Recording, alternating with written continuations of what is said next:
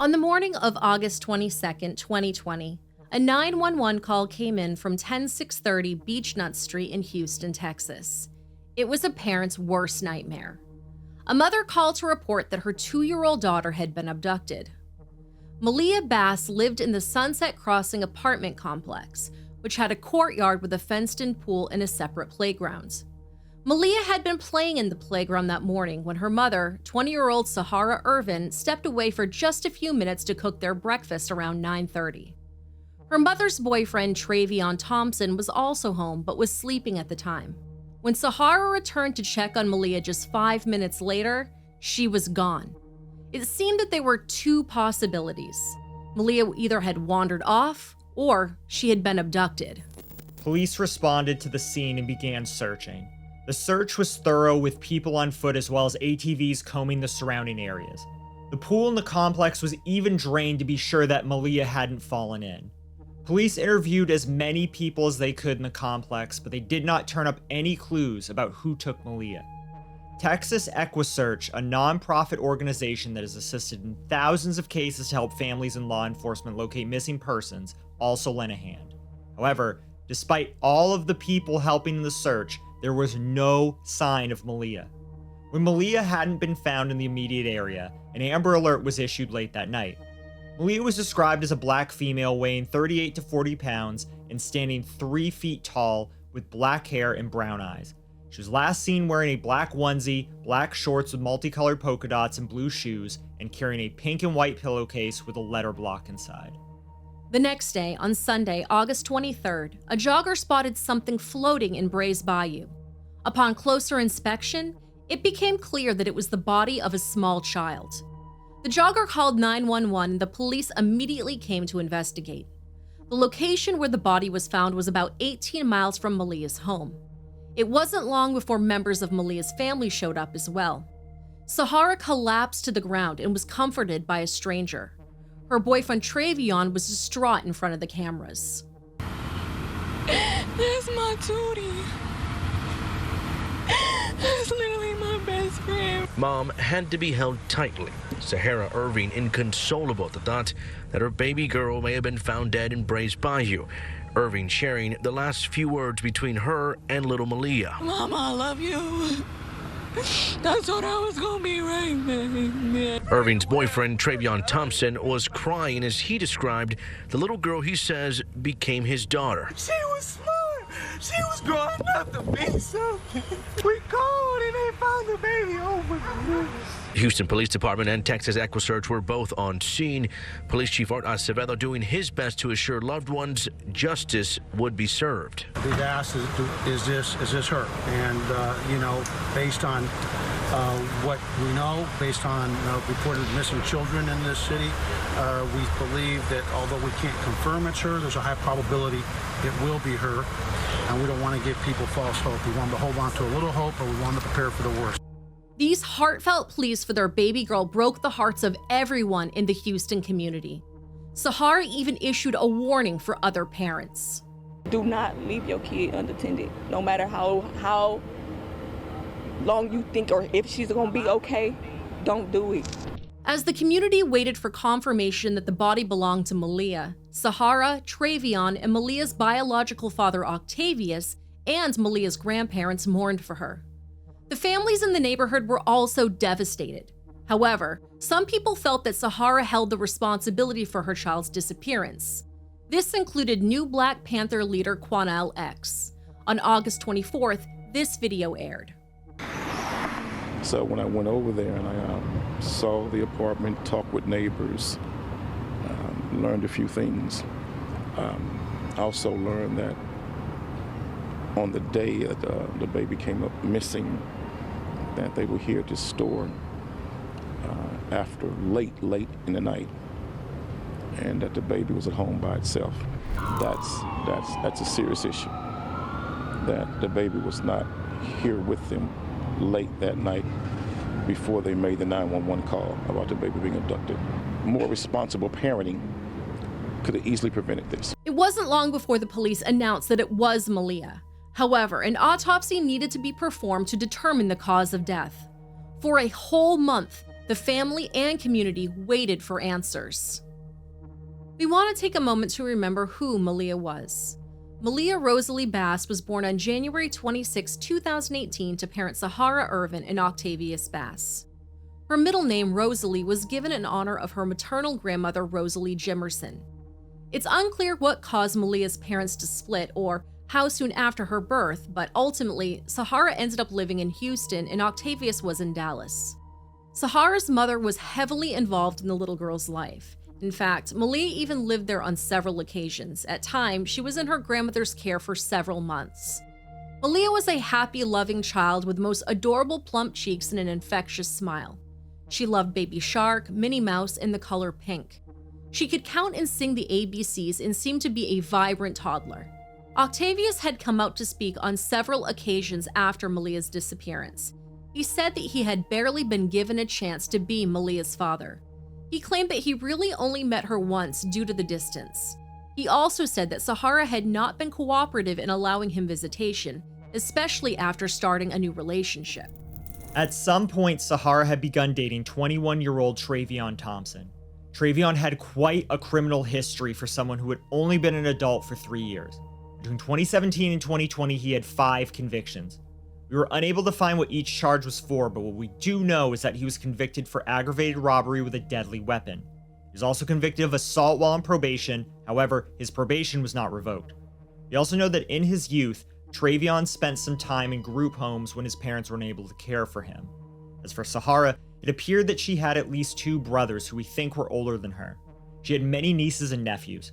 Sahara's mother, Rosalie Jimerson, seemed to be a very active grandmother, and she posted about her grandchildren frequently. Sahara appeared to have no criminal history, nor were there any CPS reports or other reports of abuse. Sahara had been working at a hotel before the pandemic started. At the time of our story, both Sahara and Trayon were unemployed, as were many people during this point of the pandemic in 2020. At that time, their only income seemed to be from unemployment, which is how they were paying for their apartment. On September 4th, Maliyah's body was released for her funeral. Her father, Octavius, had her buried in Dallas to be closer to him. Friends and family gathered at the Sandra Clark Funeral Home around noon. Rosalie Jimerson remembered her granddaughter fondly. She described her love for Minnie Mouse and reiterated that the family was still seeking justice for Maliyah. The toddler was buried at the Lincoln Memorial Cemetery. On September 26 at 1 p.m., Sahara's mother held a justice walk for Maliyah. Family and community members marched in honor of Maliyah and all other people and families waiting for answers and justice. The walk ended at the place where Maliyah's body had been found.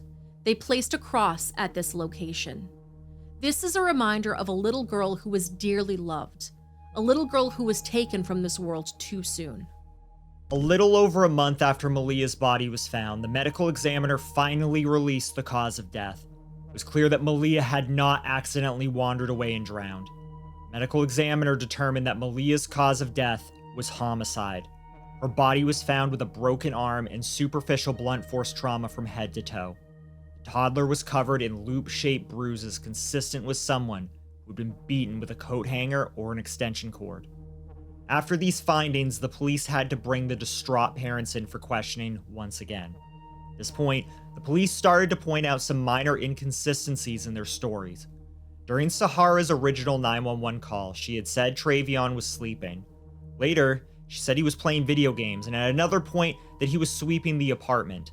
In addition, Sahara had initially said that she was making breakfast, but she then changed the story to say she'd been making noodles. When no food was found in the apartment, so that Trayon actually called her inside to tell her something.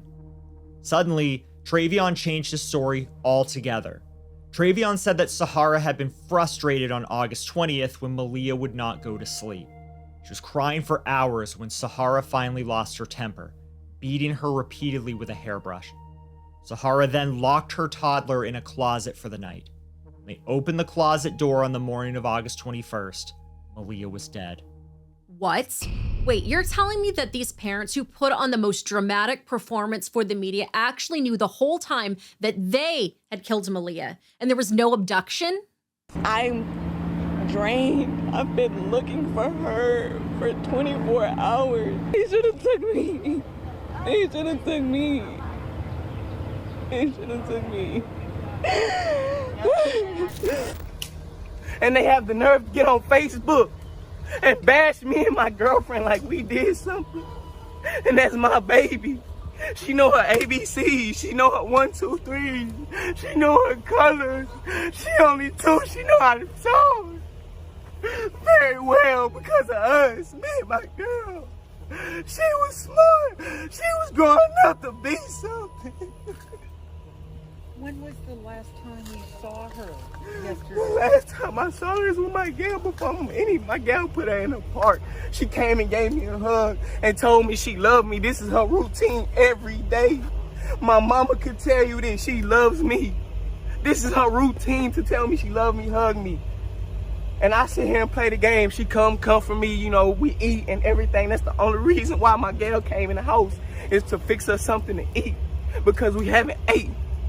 So I called her and told her in 5 minutes, it was only 5 minutes, it happened so fast. She was gone. It's some cruel people out here in this world. It's some horrible people. Horrible. About nobody but theyself. Watch y'all kids. Lock y'all doors. It appears Sahara was right. There are some cruel people out there who don't care about anyone but themselves. And she is one of them. It quickly became clear that all of these performances were orchestrated. What kind of sick and twisted people are these monsters? Not only did they beat a 2-year-old into submission for crying, but then they locked her naked in a closet all night. Was her arm broken during the beating, or was it broken earlier and that's why she was crying inconsolably? And then on top of that, when they found her dead in the morning, they didn't even call for help. In fact, if Trayon's timeline is correct, they sat in their apartment with her dead body for a full 24 hours.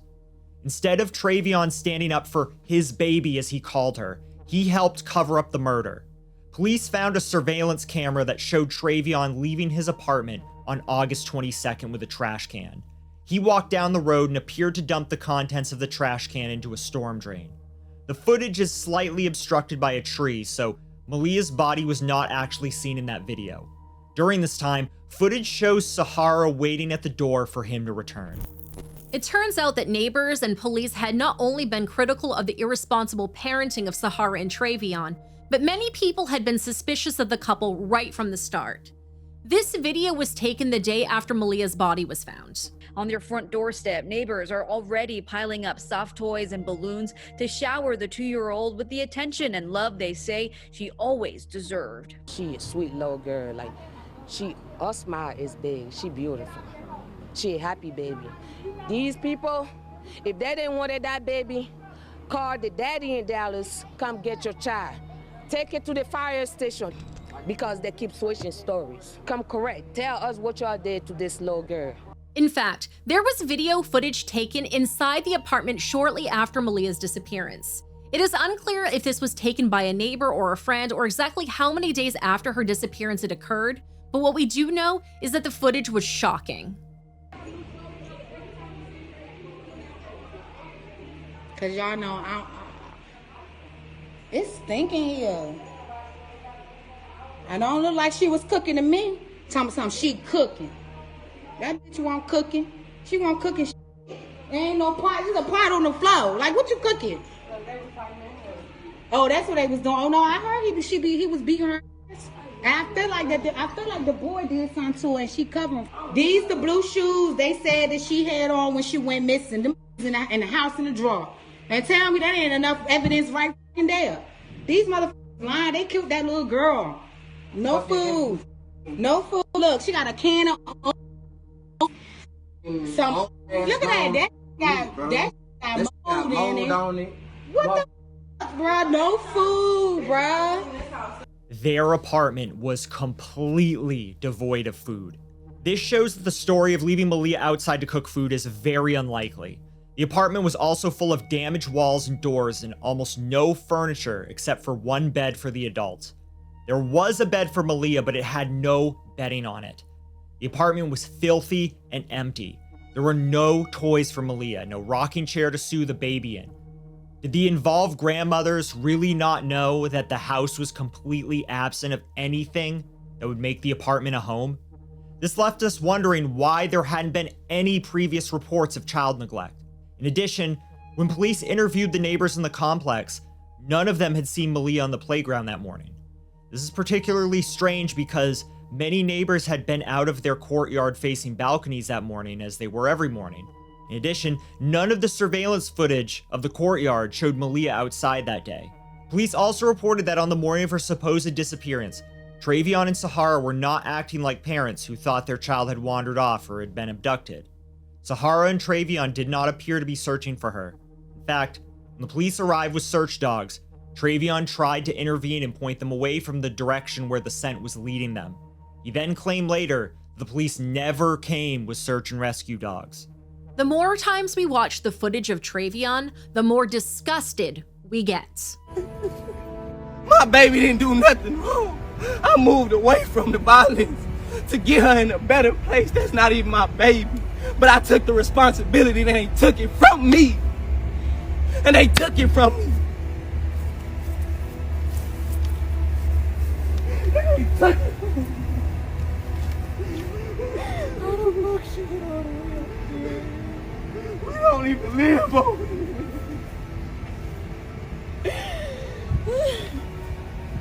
The audacity of this person to claim that he had sacrificed to move away from the violence and then yell in rage that they should have just taken him as outrageous. The whole time he knew exactly what happened to that baby. He was the one who dumped her tiny broken body into that storm drain. He didn't even have the nerve to call the proper authorities. He would rather just lie to his whole community than risk being in trouble. Trayon was then questioned further about that night. When asked why he didn't intervene when Maliyah was being beaten, his excuse was that he had been playing video games. When asked about his behavior on camera for the media, he claimed that he acted that way out of fear. Even Trayon's mother was fed up with his lies and behavior. After Maliyah's disappearance, Sahara and Trayon moved in with his mother, Angel Harris. Angel said they lived with her for a while, but she ultimately kicked them out because they were constantly fighting and screaming. I'm mad because I want to hurt both of them. I just wish that I could have seen something. Maybe I could have intervened. Maybe I could have said, let us stay here with me for a little bit, until y'all figure things out. And all this time, it was just a bunch of lies. Now, after Angel kicked the couple out, Sahara checked herself into rehab.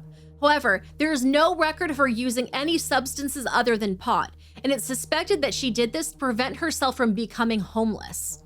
Sahara didn't even attend her daughter's funeral. It don't matter if you was on drugs, it don't matter if you was on booze, if you was going through something, that doesn't give you a right to take your anger or anything out on a child. So you deserve to rot in jail. You don't deserve to get out. You deserve life for killing that baby. You and that man. She just X'd me out of the picture after she got the dude. They never showed up at her funeral, and I invited them. They wanted me, and she couldn't get me. You never know what was going through the baby head, and you just start beating on them. On October 6, Trayon and Sahara were arrested and charged in Malias Death. Their charges were injury to a child with serious bodily harm and tampering with evidence. In their probable cause hearing, only Trayon was present. Sahara's bail was set at $175,000, and Trayon's was set at $150,000. If Sahara was able to post bail, she would have had to wear a GPS monitor and follow a curfew from 10 p.m. to 8 a.m. We'd also like to point out that this photo of Sahara is her mugshot. Look at the grin on her face as she's being arrested for murdering her child. It's absolutely disgusting. In the face of a possible life sentence for murdering her daughter, Sahara took a plea deal over a year later. On January 6, 2022, Sahara pled guilty to both charges in exchange for a maximum sentence of 20 years. Part of the plea deal is that she must testify against Trayon. If she does not follow through with this deal, the life sentence will be back on the table. Sahara was supposed to be sentenced on June 1st, 2023, but the hearing was postponed. As far as we can tell, that sentencing hearing still hasn't happened. Trayon's trial also hasn't started yet. After being arrested for Malias death, Trayon continued his typical pattern. He now has an additional charge for assaulting a prison guard. In another strange turn of events, he submitted a handwritten request for hybrid representation in his trial. This means he wants to represent himself alongside his public defender. He says that he has been making lists of questions for witnesses and claims to have evidence to prove he did not kill Maliyah. As this case progresses, we will keep you updated on any changes. After Malia's death, her grandmother Rosalie moved to Dallas to be closer to her grave.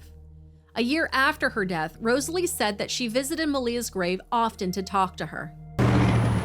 On a rainy afternoon in Dallas, Rosalie Jimerson stands next to her granddaughter's grave. I miss her. A year's gone by, but the tragedy still so fresh. Yeah, but see, we don't have one like that. That a headstone doesn't yet mark where 2-year-old Maliyah Bass rests. Just a flag, handwritten by the woman she called Nana. It's her name, and I wrote on there, "I love you." The first thing to say when someone asks you that is, "I'm doing okay," but it's times I really do want to scream and shout and go against God and things like that. I'm angry. I'm hurting, but I don't even know how it happened. But I know that she was in the care of 2 people that was supposed to have her best interests at heart, and they didn't. From what we can tell, Rosalie is now living back in Arkansas, where she is very close to her other grandchildren. She still posts frequently on Facebook about missing Maliyah. She started a foundation in Maliyah's honor. This foundation provides food and other supplies to families in need. Rosalie also makes custom cups and t-shirts, many of them with Maliyah's face on them. We cover so many cases where it seems that the biggest threat to children are their own parents. Unfortunately, despite how this story began, this was no different. In this case, there wasn't a long documented history of abuse as we often see. It really makes us wonder how Trayon and Sahara managed to fly under the radar for so long. If Maliyah's grandmothers were as involved as they claimed to be, they had to have noticed the deplorable conditions she was being kept in. This is why every episode we ask you to please say something if you see a child being mistreated. Whether you are a friend, a family member, a neighbor, or even a bystander. Had someone stood up for Maliyah, she might have stood a chance.